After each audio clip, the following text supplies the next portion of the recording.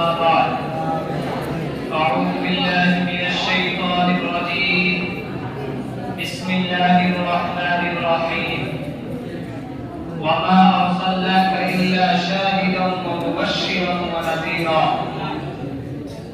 صدق الله العظيم.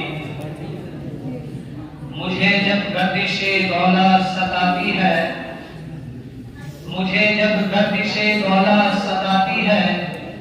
تو محمد مصطفیٰ صلی اللہ علیہ کی یاد آتی ہے، اور خدا کا شکر ہے کہ ایسے نبی کے امتی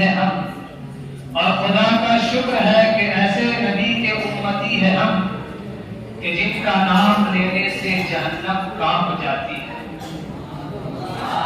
برادران اسلام اور قابل قدر شخصیات، میں آج کی اس متفرق اور پرامن بزم میں شمع رسالت کی ضیاء حیات کو روشن کرنے کی جسارت کر رہا ہوں۔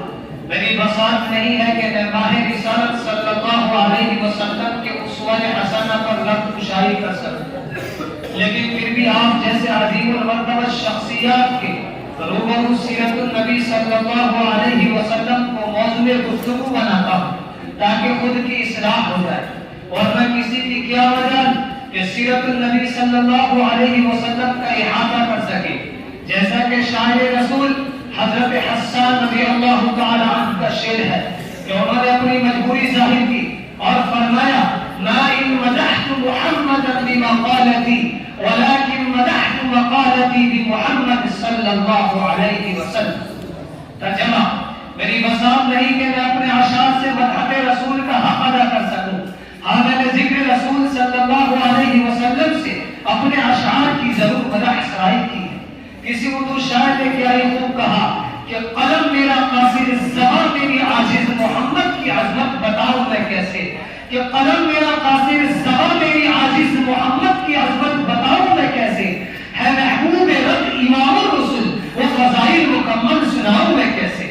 ملت اسلامیہ کے دھڑکتے دلوں بعثت نبوی صلی اللہ علیہ وسلم سے قبل پورے جزیرت العرب میں کوئی حکمرانی کرنے کے لیے تیار نہیں تھا، اور نہ نظام مکمل تھا، اور عدالت و انسانیت اور امانت و دیانت اور صلاح و تقوی اور زہد و ورع کا جنازہ نکل چکا تھا، اور شرافت و عزت کی کلیاں مرجھا چکی تھی، اور شرک و ضلالت کی تاریکی ہر سمت نظر آ رہی تھی، نفرت، ظلم، شقاوت اور عداوت کا دور تھا۔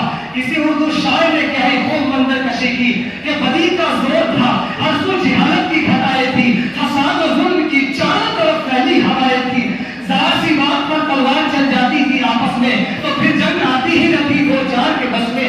اگر لڑکی کی پیدائش کا گھر میں ذکر سن لیتے تو اس معصوم کو زندہ زمین میں دفن کر دیتے۔ غرض کے جو بھی برائی تھی سب ان میں پائی جاتی تھی، نہ تھی شرم و حیا آنکھوں میں، گھر گھر میں بے حیائی تھی، مگر اللہ نے جب ان پر اپنا رحم فرمایا تو عبداللہ کے گھر میں خدا کا لاڈلا آیا۔ قدرت خدا بندی میں اس پر فتن دور میں شیطان نے نام و عزت رشد و ہدایت کے راستے پر گامزن کرنے کے لیے، وحشت و بربریت کو ختم کرنے کے لیے فرعون کی چوٹیوں سے آفتاب رسالت صلی اللہ علیہ وسلم کو طلوع فرمایا۔ مکہ میں طلوع آفتاب کے وقت آفتاب رسالت آمینہ کے لال عبداللہ کے رخت جگر عبدالمطلب کے نور نظر روشنبہ کو اپنے تمام کے تمام انوار و برکات کے ساتھ تشریف لاتے ہیں۔ آپ ایسے وقت پر پیدا ہوئے جس سے لیل و نہار دونوں نے فیض حاصل کیا۔ سبحان اللہ سبحان اللہ، پورے مکہ میں بس ایک ہی آواز گونج رہا تھا، ایک والا آ گیا، ایک والا آ گیا، ارے وہ آ گئے تو آ گیا دنیا میں انقلاب، ارے وہ آ گئے تو آ گیا دنیا میں انقلاب، اجڑا ہوا چمن تھا گلستہ کر گئے۔ میرے قلب و جگر کے ساتھیوں، حضرت آمینہ خود فرماتی ہے کہ میرا منہ نظر لخت جگر اس وقت کلام تو نہیں کر سکتا تھا، لیکن انگشت شہادت سے کچھ اشارہ کر رہا تھا۔ وہ اشارہ کیا تھا؟ وہ اشارہ اشہد ان لا الہ الا اللہ کا اشارہ تھا۔ قلب آمینہ میں مسرت و خوشی کی حد نہ رہی جب محمد کی اداؤں کو دیکھا، لیکن کچھ غم کے آثار بھی ہے۔ فرماتی ہے کاش حضرت اللہ ہوتے تو اس لخت جگر کو جو چاند سے بھی زیادہ خوبصورت ہے دیکھ کر کتنے خوش ہوتے اور کھلونا لاتی۔ غیر سے آواز آئی، اے آمینہ فکر مت کرو، میں اس کا رب ہوں، مربی بھی اور استاد بھی۔ اگر یہ بچہ کھلونا مانگے تو چاند کو کھلونا بنا دوں گا، اگر سیر و تفریح کو دل چاہے تو معراج میں بلا دوں گا۔ اس کے بعد عبدالمطلب آتے ہیں، سوال کرتے ہیں آمینہ کوئی نام سوچا ہے؟ آمینہ کہتی ہے نا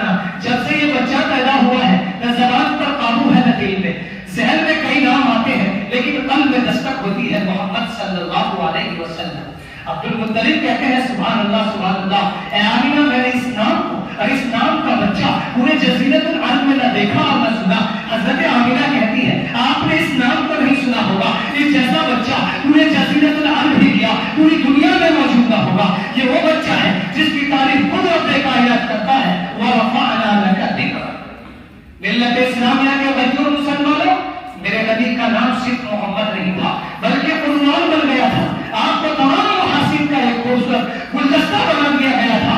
ہمارے نبی صلی اللہ تعالیٰ علیہ وسلم کے اندر حضرت آدم علیہ السلام کی صورت تھی, حضرت شیس علیہ السلام کی معرفت تھی, حضرت نوح علیہ السلام کی شجاعت تھی, حضرت ابراہیم علیہ السلام کے اخلاق تھے, حضرت اسماعیل علیہ السلام کی زبان تھی, اسحاق والی رضا, صالح والی فصاحت, لوط والی حکمت, یعقوب والی بشارت, موسیٰ والا جلال, ایوب والا صبر, یونس والی اطاعت, یوشع والا جہاد, داؤد والی خوشحالی, دانیال والی محبت, اور الیاس والی وقار, اور یحییٰ والی عصمت تھی, اور عیسیٰ والا زہد تھا. گویا کہ میرا نبی تمام انبیاء علیہ السلام کا ایک خوبصورت گلدستہ تھا. اس لیے تو کسی شاعر نے کہا کہ بلغ العلا بکمالہ, بلغ العلا بکمالہ, کشف الدجی بجمالہ, حسنت جمیع خصالہ, صلوا علیہ وآلہ. انہی چند الفاظ کے ساتھ میں اپنے بیان سخن کو ختم کرتا ہوں. وآخر دعوانا الحمد للہ رب العالمین. جزاک